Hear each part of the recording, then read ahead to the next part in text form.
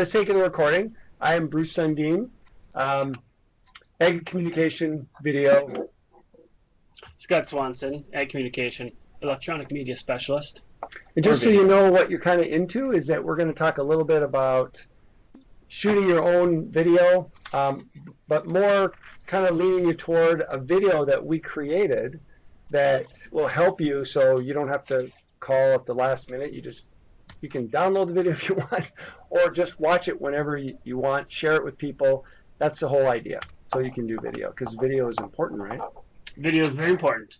And I think you've probably heard us talk about that over the last couple of years. But just to reemphasize some key points and some statistics, I got to read from my notes here because I don't want to get these numbers wrong. But first off, one of the important things about using video is to get your message out there to the people you want to see it. And where are the people at, Bruce? People are on their computers. Yeah, social and media, their phones. Oh my gosh, everyone's social media. YouTube, Facebook. That's where they are. And so, one of the things that social media works well with is video. And if that's where your people are, if they're on those channels and video works well with those, you need to think about using it. So, obviously, YouTube and Facebook are everywhere. So having that presence, some video presence on those channels is very important. Some YouTube stats I found. Last time I looked, 85% of online adults consider themselves regular YouTube visitors. A couple times probably a day for many people. 5 billion videos are watched on YouTube every single day. That's with the B. BB, 5 billion. This was a year or two ago, so that's even gone up. Video obviously can be really powerful. Creating emotion, connecting with viewers, talking about your getting your message out there. And research has shown that in search results, videos have a 41% higher click-through rate than just a plain text website. Over 50% of viewers say they have taken action after watching an online video, and visitors say that they spend 10 times longer on sites with testimonial videos. And like I mentioned, videos are a good way to connect with viewers. It can give your message to a viewer in an appealing way. Web videos, they have a good way to condense complicated information into digestible pieces, and so we no longer have to just fill a website with text and information. You can put it in a fun video and connect with your viewer better that way.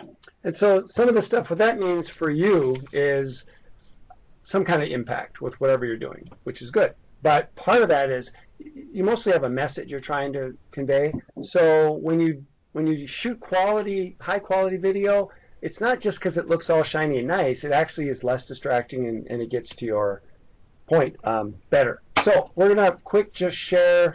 Most of you probably know where this is. Oh, man. Can you read that? Right there. Yep, top one. Yeah, top one. It's really far away on a screen over there. So we're just going to share the desktop for a moment here. No, let's click on the top then. Click on the browser there. Yep. So can we see it? It'll come up in a second because I'm on that. It's not real speedy. So anyway, we'll just start with the NDSU webpage. You want to go to agriculture communication. Starts with an A.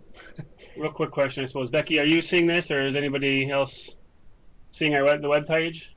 Not yet. Okay. Did you share your screen down in the bottom? Oh, wait. I couldn't see it before. Present? There we go. Yeah, it didn't come up right away. That would have helped. I was wondering where the box was. You see the box on top? Now I see it. Yeah. That's better. Now you can click on the. There you go. Okay, I'll better back up so people know how to get there. Anyway, one of the easiest ways to get to where our information is if you go under A for agriculture and find agriculture communication. And of course, you're looking for video, so on the side, look for video services. That would be us. And right there, you have some options. Can you see it? We'll ask Becky since she's close by. Can you see the page now, or is it still loading? Yeah, okay. We see it. Good. So where I clicked on video services, right there, there's examples, and also the project examples are kind of a pricing structure. So if you're doing this yourself, you don't have to worry about that as much. But if you click on that, you need to understand that we can do just the most basics. Maybe just convert a video format, maybe just edit, just shoot, or do the whole shebang. And it just really comes down to time Time is money. So just one of the things we're going to talk about is this video, some of these resources we have for you. But we know people have different skill levels with, running a camera, audio, whatever they want to do, editing. So that's where we have the different levels there to show you how we can help.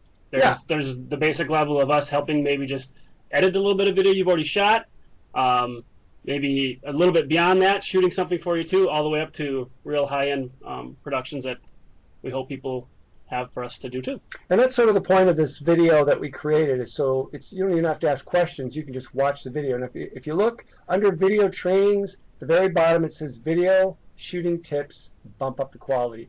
That's the video that we're going to talk about, and we're going to have you watch at the end.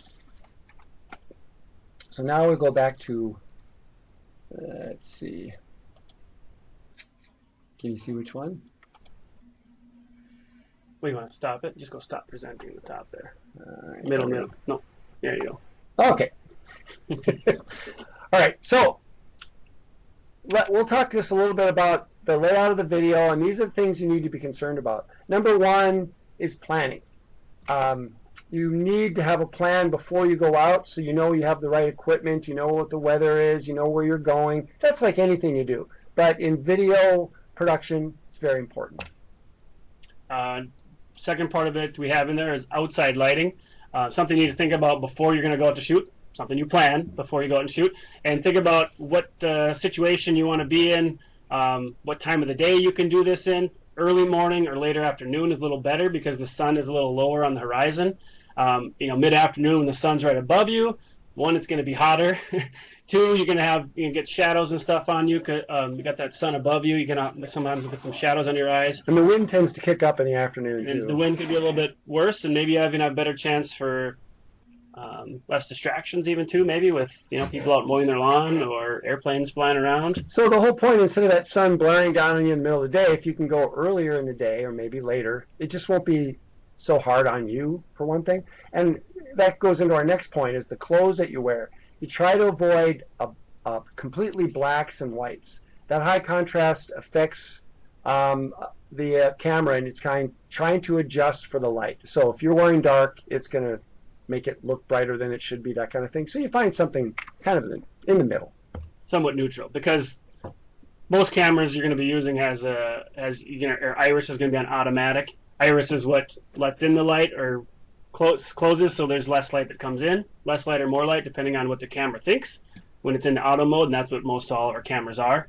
So like Bruce said, if you have a dark shirt on, it's going to want to let more light in because it sees the darkness. If you have a bright shirt on, it's going to be bouncing light off of that bright white shirt, and the camera's going to close a little bit, and it's going to make your background and everything else look a lot darker, and even potentially your face look darker too. Another thing that's probably more important than video sometimes for video is sound, right?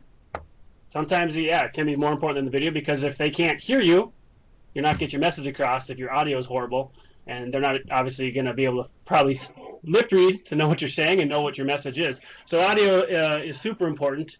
Microphones, we really stress using a microphone if you can.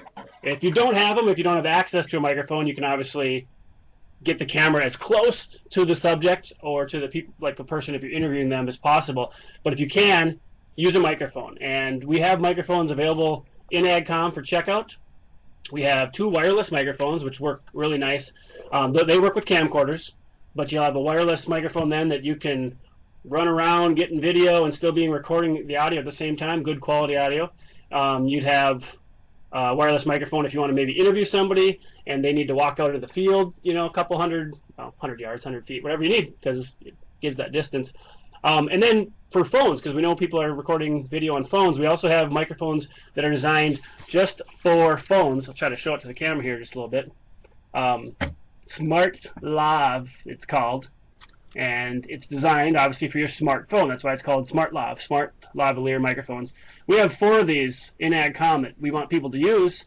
We want them to get out and record video and get some good quality sound. Get good quality audio with that. And we, with these, because there's only about I think a 10-foot, maybe it's about a 6-foot cord with it. Each one of them has a 20-foot extender cable. So you think you have about at least 25 feet of cord to use that for your phone. But the strength of the video is that we show the good and the bad. So we can sit here and talk about it, but when you actually hear or see it, that's really helpful. So composition, another important fact, and that's just how you frame it up. And it's not just so it looks nice, it actually is so that it's less distracting, that you're focusing on whatever your main point is. Tripods, that's one of our key points, and that's just keeping the video steady. And that can be distracting for a viewer if they're watching the video bouncing around a lot. If you have a tripod, it'll be easier on you running the camera because you're not going to be having to try to hold it in one place. You also could, if you can't move closer to the subject, which is the best option, moving closer, but if you can't move in on a tripod, you can zoom in a lot easier and you're still going to get a steady shot. As with the microphones, we also have tripods available for checkout in Ag Comm. So I brought one of those to show you. These ones are designed for camcorders.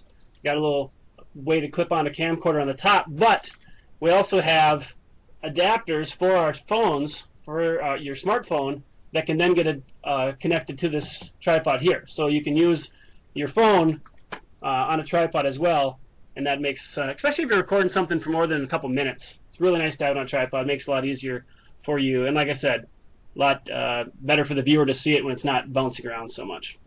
So we've talked a lot about sound and tripods and clothes, and well, that's all outside. You may be inside. Inside lighting is considerably different because you can try to use existing lighting, because I can see somebody with fluorescent lighting and might go, well, that's fine, it looks good, but the camera tends to accentuate things that maybe you don't find attractive or necessarily complimentary. So you want to control the light, and you can use a window, a lamp. The video goes into more depth about that. That's just something to consider if you need to shoot inside, which is nice because then you don't have to worry about the weather. You don't have to worry about all those ambient sounds, lawnmowers, airplanes, that kind of thing. Mm-hmm. And one of the last points everybody talks about is phones. We've already mentioned it a little bit, but your phone shoots, most phones I should say, shoot some pretty good video. And it's crazy the last, I'd say, 5 years, how much the technology has improved to have the good quality video that our phones do record on. So the video that talks a little bit about some tips for phones, 3 main points, which is audio. Again, I mentioned the microphones that you can have available or getting close, tripod for being steady, and then also how to hold your phone. Yeah. Which way do you want to record that video? And it talks about a little bit in the video, depending on how you're going to use it. For the most part, you're going to you want it horizontal, because that's if you want to show it on YouTube, maybe included in the presentation that you're going to show on your computer or from PowerPoint. YouTube. Oh, you said YouTube. Yep, yeah. YouTube. You're going to want to have it sideways, horizontal. If you're just going to show it to other people on your phone, then vertical would probably be okay, but talk a little bit. That is one small thing to consider. When you are shooting with your phone, I used to be the no vertical video. All has to be horizontal, just like our TVs and YouTube computer monitors. But seriously, if there's something that would fit better and it's going to stay on your phone, by all means, shoot it that way. Because when you hold it this way, it'll be full frame when you're looking at it. It's not like that when you turn it sideways and suddenly it's got real narrow, and because it doesn't fit that format.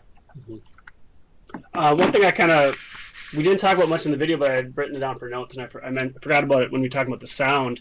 We talked about, or in the video you'll see there's a few areas talking about distractions, mainly outdoor distractions, thinking about where you're going to be recording these videos, to watch out for what could be a distraction with like cars or lawnmowers, airplanes, whatever. But even another thing to think about if you're going to be recording something inside is distractions you could have inside, like your phone. You could mute your phone, unplug your phone, fans. Sometimes if you're recording the audio on the or just off the camera and not using a microphone, overhead fans can end up producing a lot of distracting noises for the recording as well.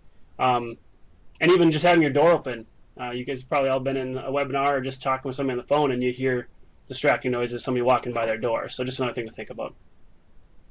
Yeah, so there is a teeny bit of history with this. And No, I don't.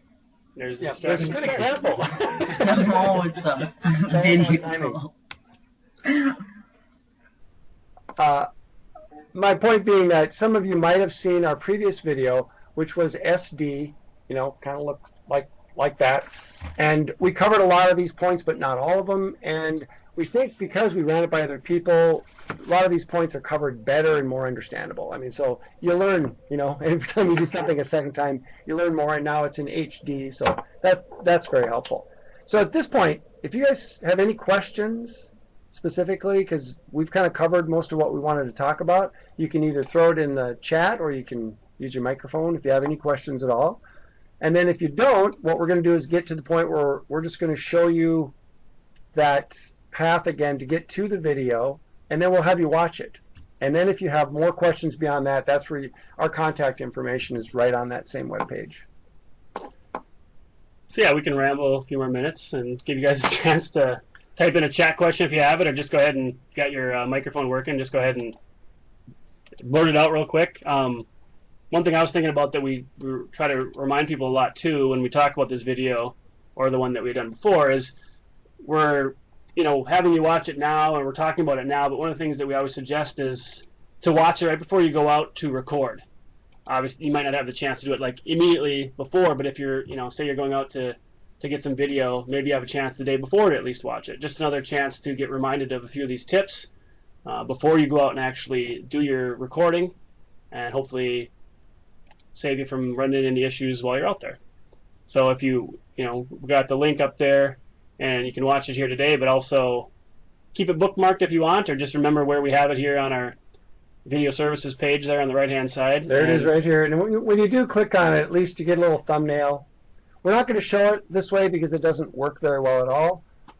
Doesn't look like video, looks like a slideshow. So, but this way you can look whenever you like. And, of course, you can see it here, or you can go to YouTube if you want to tweak some of the viewing settings. And if I back up, there's our contact info right there, right in the middle of the page, so feel free. I hear there are no questions. Yeah, there's not been any. Which is totally fine. Nobody's blurted anything out, and nobody's typed anything in. Okay. Oh, Becky threw it in for. Oh, thanks, Becky. Oh, nice. Yeah. That. Okay, I have a question though. Uh-oh. And I need to learn how to do this. I do mostly stills instead of video, but same concept. So often when we're out in the field, folks are wearing caps. And if it's bright sunlight coming down, you get a line like right across their nose where it's dark from the nose up and really light from the nose down. How do we deal with that? There's a couple different ways. If you're doing an interview with someone, or it's easier, but if it's a group, you really can't do much about it. But if it's a one-on-one kind of a thing, it's a simple thing of having them, if they want to wear their cap, have them tip it up. And that just lets more light in their face. They still have their cap on. But a lot of times, if we can, we have people actually remove the hats if possible, but some people are really glued to those hats. But tipping it up is one of the best ways, just enough to get light. You don't have that high contrast of the shadow and their bright face or whatever the background is. Okay, this sounds crazy, but I've seen you guys with white big things. Would just a white piece of paper held like under their chin help or not? It would have to be a little bit bigger than a piece of paper. A piece of paper, okay, you can see it only reflects that much light. So if you had a larger sheet, yeah, that makes a big difference. The issue you're going to have is wind. It's going to do that. Yeah. But if you don't have that, again, you don't have the fancy reflector, you can take a simple white poster board. That doesn't shake in the wind. Just have somebody hold it, and it really will really bring in a lot of nice light. Okay. Yeah. If you're even just like from, the camera's a little further than my arm's length out here, but if you even just from like me to the camera away, if I was like doing the interview or just holding the camera with one hand, or if it's on a tripod, I can even just hold, like the poster board out here. If the light's above us, as we're doing the recording, it would bounce off the poster board and then back up into the face a little bit. Okay, here's a really good example we can show right now of why you put light where you do. In this room, there's two really big lights above us. Most people would turn on this light because, yeah, we need that light. But I'll show you what it looks like. Try to get a little closer. But as you can see, it lights up the tops of our heads. We do see the background, but it kind of washes us out. Mm. And we still have the light, the second light off over here. If we didn't have that one on, that is just mainly directly above us. Yeah, and this is not good. We don't look very good. Our eyes are dark. It's anytime you have light directly above. That's why all we had to do was turn on the other light. And the camera, see how you watched it adjust? Because it was kind of dark back there. Now it's lightened it up. Ideally, we probably have a little bit more light. But this looks, you can see us better. We probably look a little better, even though we can't really improve on that much. I mean, this room does have some pretty good sized lights though above us. I mean, it's not like the rectangular bank ones, you get in some rooms. So if that was, maybe if it was a different conference room or a different office where it was a smaller, maybe the rectangular bank ones, it would look even worse, the one straight above us. I mean, It wasn't too bad because it's a huge square of light above us, so it does provide a little bit to our eyes. But that's something to think about even inside, is where's that light coming from, and how can I maybe turn one off and another one on, and provide some light coming from a different way, or even like from a window. And how light affects the backdrop, because you always want that a little darker than your subject, just because that'll make them pop out a little bit. So it's 3:22, I see, and the video is 12 minutes. Is about 12 minutes long. We wanted to give people time to watch it, and then but we're still we'll sit here and ask questions. questions as long as you have them. Yeah, if you have some more questions, chat. We'll just stay logged in, because I can leave that one on if we want to close this one. I just want to reinforce their first comment about composition and thinking what you're shooting.